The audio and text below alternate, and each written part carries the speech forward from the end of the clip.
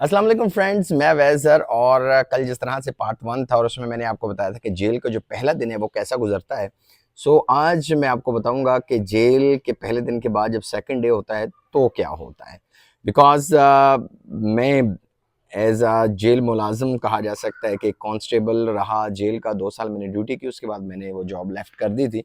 लेकिन जेल में ऐसा होता है कि क्योंकि रात को हमारी ड्यूटी लगी हुई थी और हम गए उन कैदियों के पास जिनका आज पहली नाइट थी, और उनको जिस सेल में रखा गया था ना तो वहाँ पंखा था, और उसकी जो पीछे छोटी सी खिड़की थी जिसमें सलाखें लगी हुई होती हैं, उसके बैक एंड पे बिकॉज पौधे वगैरह ज़्यादा थे तो मच्छर भी आ रहे थे। और उन्होंने मुझे कहा कि यार ऐसा करें कि या तो हमें पंखे का इंतज़ाम कर दें, पंखे का इंतज़ाम नहीं हो सकता तो अब हमें जहाँ पर ये रखा है हम यहाँ क्या करें। तो खैर जेल तो जेल होती है, और मैंने कहा यार अभी तो कुछ भी नहीं हो सकता, सुबह ही होगा जो होगा।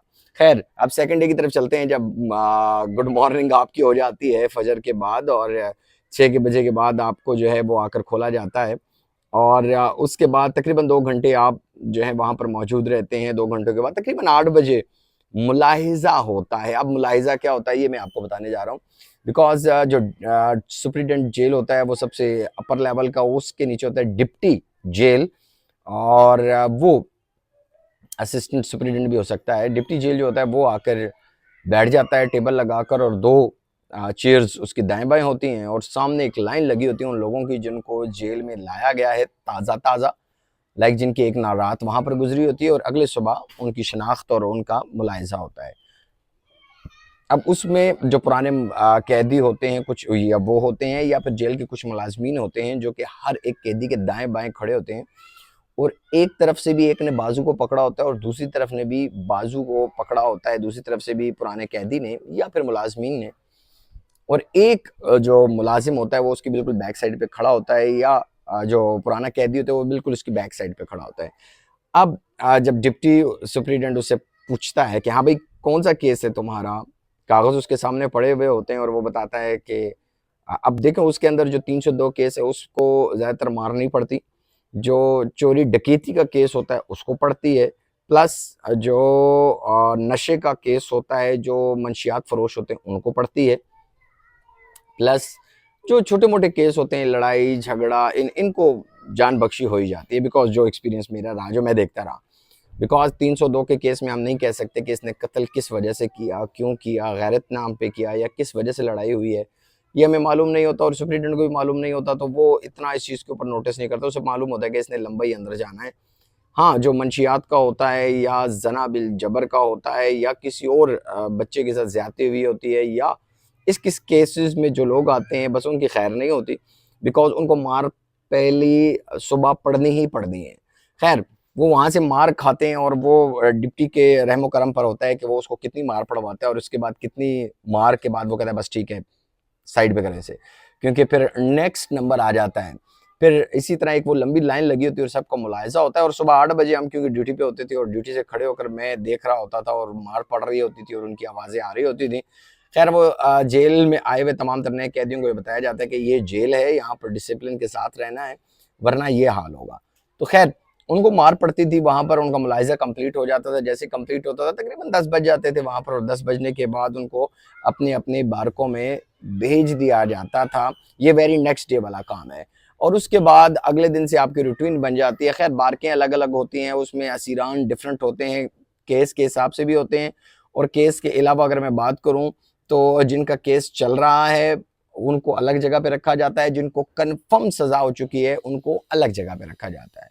खैर उस वक़्त होता ये था कि जो नए कैदी होते थे उनका मुलाहिज़ा करने के बाद जो हमारे मुलाज़म होते थे वो उनको ले जाते थे जेल में, किसी बैक साइड पे खेत वगैरह हुए या कुछ घास वगैरह और ये वो, तो उनको कहते हैं चलो भाई काम करो। अब उनके अंदर जो थोड़े पैसे वाले होते थे वो तो जाते थे बावर्दी, वहाँ पर जो हेड वार्डर होता था, जो हेड कांस्टेबल कहा जाता है हम लोग जुबान में, या कोई पुराना मुलाजिम वहाँ खड़ा होता था, उसे कहते थे भाई आप अपना इजी पैसा नंबर भेज देना, मेरी जब मुलाकात आएगी मैं उनको इजी पैसा नंबर आपका दे दूंगा, वो आपको 2000 3000 5000 भेज देंगे, मुझसे काम ना करवाओ। ऐसे कहने वालों का और ऐसे लोगों का जो वहाँ पर कोई दे दे उनकी तो जान बख्शी हो जाती थी। बाकी सारे जो होते थे वो वहाँ पर 2 घंटा 3 घंटा 4 घंटा धूप में घास तोड़ते थे या कोई काम करते थे। ये पहले दिन की कार्रवाई सारी मैं आपको बता रहा हूँ ताकि सब लोगों को ये पता चल सके कि जब जेल में जाते हैं, अल्लाह माफ करे, अल्लाह किसी को ना लेके जाए, अच्छी जगह नहीं है, लेकिन जब जाते हैं तो आपके साथ क्या क्या हो सकता है। सो जिनके पास पैसे हैं वो तो चलो बच जाते हैं, करप्शन हर जगह पर है तो जेल का तो ना ही पूछें खैर। और उसके बाद जब वो काम वगैरह कर लेते हैं तो फिर खाने का, क्योंकि 2 टाइम का होता है जेल के अंदर, सुबह 11 साढ़े 11 बजे खाना आता है और फिर शाम को खाना आता है, और शाम को खाना देने के बाद मगरिब हो जाती है तो उनको वापस बंद कर दिया जाता है। खैर ये दूसरे दिन की सारी रूटीन है। उसके अलावा मैं काफ़ी ऐसे कैदियों से मिला जिनके ऊपर केसेस थे मुख्तलिफ किस्म के, वो मैं ज़रूर आपसे डिस्कस करूंगा, लेकिन नेक्स्ट पार्ट में आपको मैं बताऊंगा कि मेरी किस किस कैदी से क्या क्या मुलाकात हुई। और क्योंकि हमारी जो जेल की टर्न्स चलती थी वो 4-4 घंटे की ड्यूटी चलती थी, और हर मुलाजिम की 4 घंटे ड्यूटी, 8 घंटे, 4 घंटे रेस्ट, 8 घंटे रेस्ट होती थी और फिर 4 घंटे की ड्यूटी होती थी। तो हमारी जेल की जो टर्न्स चलती थी मोस्ट प्रोबेबली 6 से लेकर 10, 10 से लेकर 2, 2 से लेकर फिर 6, तो फिर ये 4-4 घंटे की टर्न चलती थी, तो ये 24 घंटे ये रूटीन चल रही थी। जिसकी सुबह 6 से 10 ड्यूटी लगी है वो शाम 6 से रात 10 बजे तक करेगा। फिर उसी तरह से टर्न बाय टर्न हर 8 घंटे के बाद हर मुलाजिम 4-4 घंटे ड्यूटी करता था। अब कुछ रूटीन चेंज भी हुई है, अब कुछ की 8 घंटे ड्यूटी भी हुई है, लेकिन जेल के रूल्स रेगुलेशन को कुछ पता नहीं होता, चेंज होते रहते हैं। लेकिन खैर ये सेकंड डे था। थर्ड डे के लिए और उसके बाद मुलाकातों के लिए मैं आपको अगले पार्ट में जरूर लेकर जाऊंगा, लेकिन आपने मेरे पेज को फॉलो कर लेना है ताकि मेरी आपकी ये गपशप चलती रहे। दुआ में याद रखिएगा। अल्लाह हाफिज।